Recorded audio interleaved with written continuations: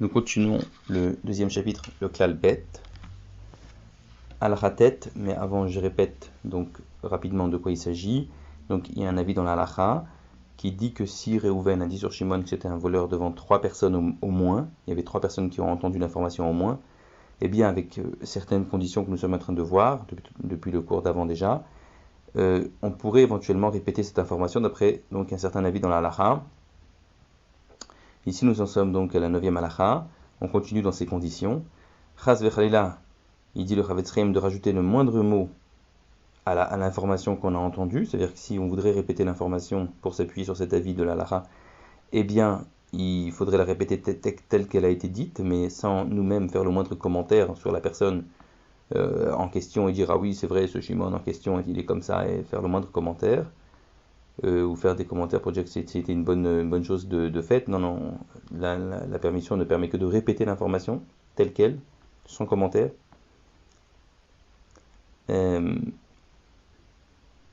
Ensuite, il faut faire très attention si par exemple il est connu sur une personne quelque chose de pas bien qu'il a fait dans sa jeunesse, mais depuis il se comporte bien, ou bien si il est connu sur ses parents qui ne se sont pas bien comportés, mais lui il ne suit pas leur voie, on n'a pas le droit d'évoquer ça et d'en parler, même que c'est quelque chose qui est connu par devant plus que 3 personnes, même si on répète l'information telle qu'elle. Il fait partie de celui qui répétera de ceux sur qui il a été dit qu'il ne méritera pas de voir la présence divine à Shekhinah. Parce qu'il faut bien comprendre une chose, toute cette permission-là de dire une information qui était dite devant 3 personnes, d'après Rashi, c'est quoi la raison? C'est Gila datotrila shim tigale no choshesh. C'est-à-dire que cette personne en question qui se permet devant un public de dire des choses, prouve par là qu'elle n'en a rien à faire si l'information circule. Et nous, donc, si elle-même n'en a rien à faire que l'information circule, donc on n'est pas censé être plus regardant vis-à-vis de lui-même que lui-même, par rapport à lui-même. Ça c'est la raison de Rashi. La raison de Rambam, comme on l'a dit, c'est parce que l'information est censée déjà être connue. Mais ici, on doit tenir compte de toutes les raisons, parce que c'est un Issour Minatora, la Shonara, et donc on doit être Mahmir, Issour Torah. On doit toujours être rigoureux, même quand on a un Safek dans un Issour Torah, comme c'est le cas du Lashon Hara. Donc ici, la personne ne veut pas, bien que la chose est connue, la personne ne veut pas qu'on parle de ses parents ou de elle-même, comment elle se comportait avant. C'est quelque chose que la personne ne veut pas. Ça ressemble un peu à la halakha qu'on avait vue avant, qui disait que si la personne qui a dit le mal devant 3 personnes, elle a mis en garde de ne pas répéter, eh bien on doit tenir compte de sa parole et ne pas répéter, parce que c'est toujours cette même raison. On doit tenir compte de ce que la personne veut. Si la personne, elle, exprime qu'elle ne veut pas que ça se sache, ou bien c'est quand c'est quelque chose d'évident, comme sur ses parents ou elle-même avant de faire teshuva, on ne doit pas évoquer son passé. Al-Hayoud, et sache également que tout ce éther de 3 personnes, c'est par rapport à celui qui le dit. Ça lui est permis de le dire, avec les conditions qu'on a vues. Mais attention, par rapport à celui qui l'entend, c'est-à-dire si moi je répète l'information, j'étais parmi les 3, je répète l'information, que Reuven a dit sur Shimon que c'était un voleur. Mais je sais que la personne à qui je répète cette information, elle est d'une nature à croire le mal sur les gens, à être mécabelle. Et tout de suite il va dire, ah, ce Shimon c'est un voleur. Et il se pourrait même qu'il ajoute même des mots de mal sur ce Shimon. Dans ce cas-là, hein, alors on n'a pas le droit de répéter l'information à cette personne qu'on sait qu'elle est de nature à croire facilement, parce que ce n'est pas une question de Lashon Hara à proprement parler, ce ne serait pas un Issour Lashon Hara qu'on aurait fait, parce que nous, on aurait la permission, d'après ces poskim, de répéter l'information avec toutes les conditions, mais ici il s'agit d'un autre interdit, qui est l'ifni vers le titen mirchol, comme on l'avait vu, ne met pas une embûche devant un aveugle, ça veut dire que lui on sait qu'il va être mécabel, il va croire l'information alors qu'il n'a pas le droit de la croire. Eh bien, donc on va lui faire une avéra. Tout ce qu'on a parlé, en fait, c'est de répéter l'information à quelqu'un qui est froid et qui ne va pas croire l'information. Il va juste croire que Reuven a dit sur Shimon. Enfin, il va juste entendre l'information pour l'entendre, c'est tout. Peut-être pour enquêter, pour voir, mais pas pour y croire à l'information. Parce que si on a affaire à quelqu'un qui va y croire, c'est un autre problème. C'est l'ifné vers le Titen Merchel, on lui met une embûche devant lui, on n'a pas le droit. Et même si on ne dit pas le nom de la personne qui a dit l'information, mais on dit juste, on a entendu sur Shimon qu'il était comme ça, on n'a pas le droit.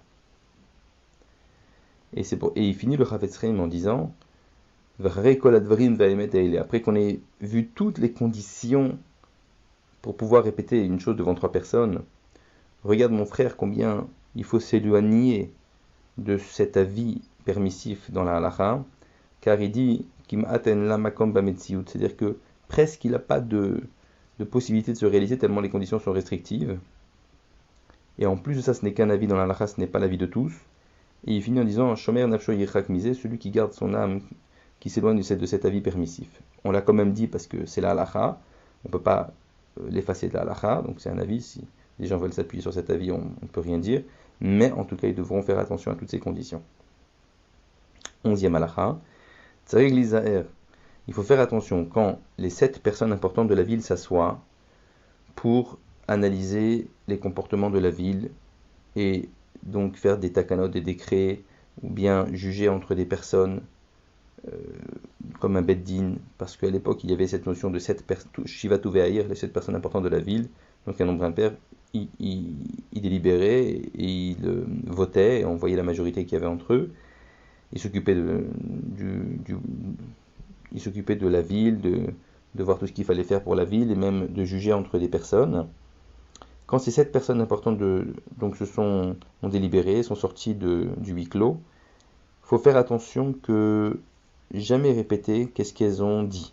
Même si ensuite elles rencontrent un tel qui a été jugé et a été déclaré coupable dans une affaire d'un beddin entre 2 personnes, eh bien, une de ces 7 personnes n'a même pas le droit de dire tu sais, moi j'étais en fait avec toi, mais mes amis on a voté et finalement la majorité était contre toi, donc c'est pour ça que tu as été condamné. Même cela, on n'a pas le droit de le dire. C'est la même raison qu'on a vu avant, parce que peu importe cette chose est connue par plus que 3 personnes, puisqu'ici il y a 7 personnes qui sont au courant, mais à partir du moment où on a pris sur soi de ne pas répéter une information, ou bien les gens ne veulent pas que l'information se sache, on doit respecter ça, et c'est pour ça que ici, aucune des 7 personnes ne devra répéter quoi que ce soit. 12e halakha. Lorsque donc quelqu'un fait une dracha au Beth Midrash, fait une dracha, on n'a pas le droit de se moquer de lui et de dire qu'il n'y a rien à apprendre de sa dracha. Et c'est du lashon hara gamour de dire du mal sur lui. D'abord parce que c'est une parole qui peut entraîner un dommage à la personne dans son argent, puisqu'à l'époque il faisait les drachot en recevant une rémunération. Donc après, si les gens vont dire du mal sur lui, plus personne ne voudra le prendre pour faire une dracha, donc il perdra dans sa parnassa. Ensuite, ça va lui apporter de la honte, quand il va apprendre que les gens disent que ces drachot sont nuls, ça va lui apporter de la honte. C'est du lashon hara, même sur de la vérité, c'est assour. Parce que même si c'est vrai que cette dracha n'était pas bien, c'est assour le lashon hara de le dire même sur la vérité, si on n'a pas un but constructif. Or, un but constructif avec avec 7 conditions, le but constructif étant la principale. Et ici, celui qui se moque, au moment où il se moque, même si lui, il ne fait qu'exprimer à son avis la vérité, mais il n'a pas de but constructif.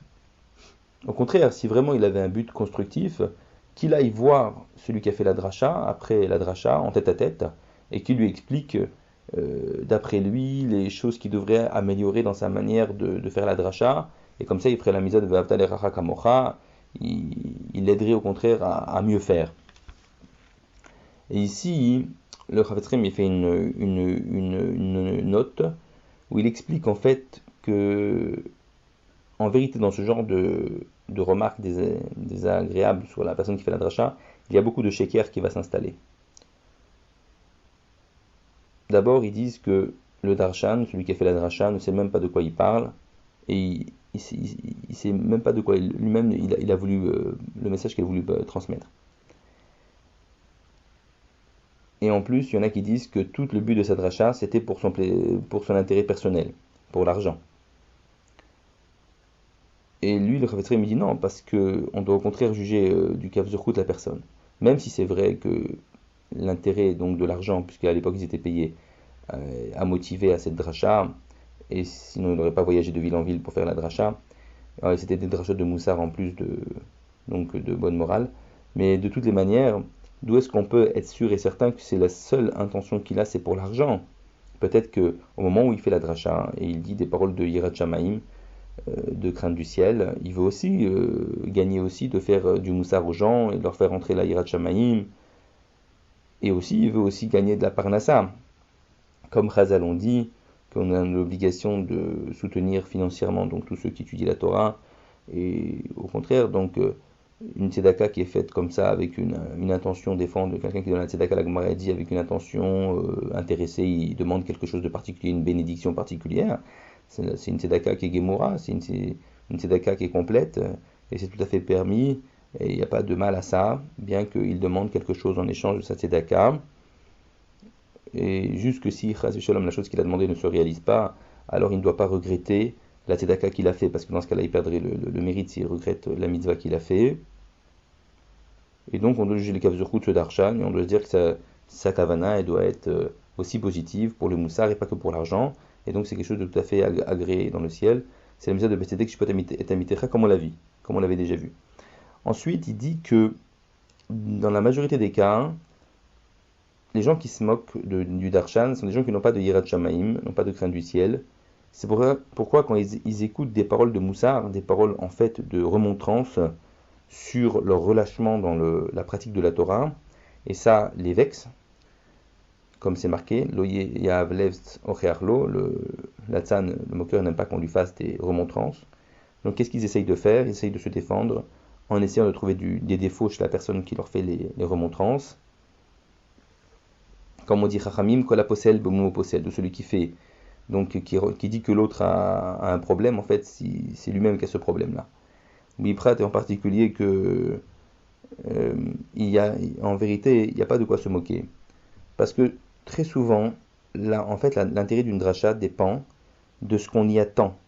Il y a des gens qui veulent une nouvelle explication dans les psukim de la Torah, il y en a qui veulent une analyse détaillée d'un problème halachique. Il y en a qui préfèrent des mashal, des paraboles, des midrashim. Donc chacun en fait aime un style d'étude. Et s'il ne trouve pas dans une dracha ce qu'il veut, alors il va dire qu'elle est nulle. Et ça c'est un sheker. C'est pas parce qu'il n'aime pas ce genre d'étude qui peut dire que qu'il n'y a rien d'intéressant dedans. Et en particulier, ce qui arrive souvent, que en fait c'est par haine qu'il a parlé comme ça le moqueur. Il a une haine du Rav de la ville, parce qu'une fois il a eu un din Torah et qu'il a perdu auprès de lui, ou bien parce que le Rav de la ville est quelqu'un de très, très strict dans la pratique des mitzvot et critique les gens qui se comportent mal, et lui il en fait partie, donc il en garde une haine éternelle.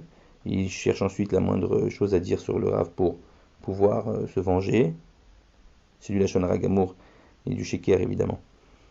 Et ensuite, il dit le Chavetz Chaim, comme moi-même, où ce moqueur court pour aller à la synagogue ou au Beth Midrash pour écouter la dracha, sa kavana déjà dès le départ, en fait, c'est de pouvoir attraper le darshan et pouvoir le confondre sur certains points, essayer de l'attaquer, de le contredire. Donc il va absolument essayer de s'attacher à trouver des questions, et tout le but qu'il a en vérité, c'est de le casser. Et même le fait d'aller au Beth Midrash est une faute pour lui. Bien qu'en général, aller à la synagogue, aller au Beth Midrash, même si quelqu'un ne va pas comprendre la dracha, lui est compté comme un mérite, c'est ce qu'on appelle Srar Pesiot, le salaire des pas. Sur chaque pas, il y a un salaire.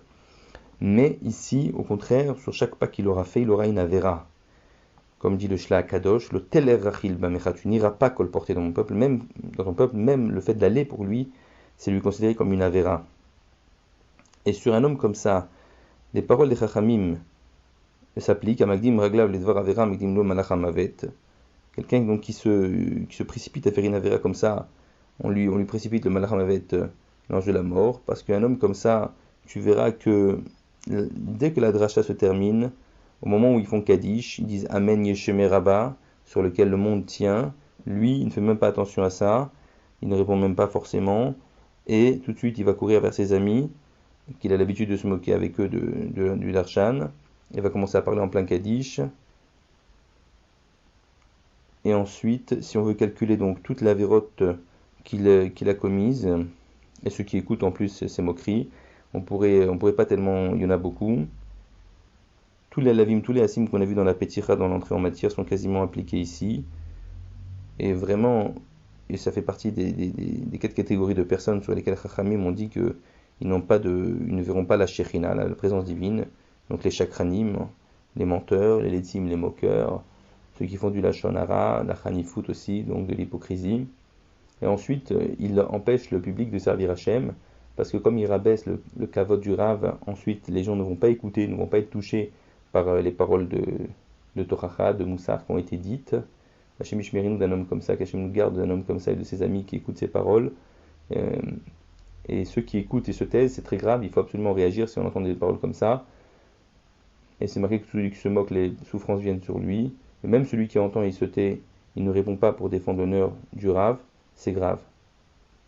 En plus, ça peut faire référence au problème de Mevazet Talmid Chacham, celui qui humilie un Talmid Chacham, et comment ça va être expliqué dans le Klal Chet, la gravité de cela. Sauf évidemment, il termine cette halakha en disant le Chavetz Chaim, sauf si évidemment dans la dracha, celui qui a fait la dracha a dit des paroles d'apikorsut chas veshalom, des paroles donc d'hérésie. Dans un homme comme ça, évidemment, c'est une mitzvah de le critiquer, on ne parle pas de ça, ça va être expliqué dans le Klal Chet. Enfin, 13e halakha qui va clôturer donc ce Klal Bet, ce chapitre 2. Si quelqu'un a raconté à son ami devant 3 personnes quelque chose qui concerne son commerce, donc des choses en fait que normalement, s'il n'avait pas dit devant 3 personnes, on n'aurait pas le droit d'aller répéter parce que ça peut être des informations confidentielles, des projets qu'il a dans le domaine commercial, financier, on n'a pas le droit de répéter. Mais le fait qu'il ait répété il est lui-même dit devant 3 personnes ses projets, donc on voit qu'il en a, peu lui importe que ça va se savoir ou pas, donc ce serait permis, dans ce cas-là, à celui qui entend parmi les 3 personnes, de répéter même les khatrila sans que ça vienne dans la conversation, cette information, à d'autres, tant que, évidemment, celui qui a donné l'information n'a pas mis en garde de ne pas répéter. Parce que s'il a mis en garde de ne pas répéter, on doit respecter évidemment sa parole. Mais il faut bien sûr que toutes les conditions qu'on a vues dans ce chapitre soient présentes pour répéter une information qui a été dite. Et là, il ramène au Be'er Meim Chaim, où là, il fait une petite différence. Il dit comme ça, qu'il y a une différence. Si c'est quelque chose dans le domaine financier, donc une information dans le domaine financier, donc on peut, donc comme les khatrila, donc on l'a dit, même a priori, aller répéter l'information avec les conditions, les autres conditions de ce chapitre. Mais si c'est quelque chose qui peut lui en arriver une honte de cela, par exemple, il a dévoilé devant 3 personnes une faute qu'il a fait dans sa jeunesse, alors là, dans ce cas-là, il faut que toutes les conditions soient respectées, y compris que ça vienne dans la conversation, puisqu'il y avait 3 personnes qui ont entendu. Bref, ça, on revient au début du chapitre, il faut que toutes les conditions soient respectées. Mais dans le domaine financier, par contre, il n'y a pas besoin de la condition qui consiste à ce que l'information vienne dans la conversation, même on peut aller la répéter directement. On a terminé le Klal Bet, le chapitre 2.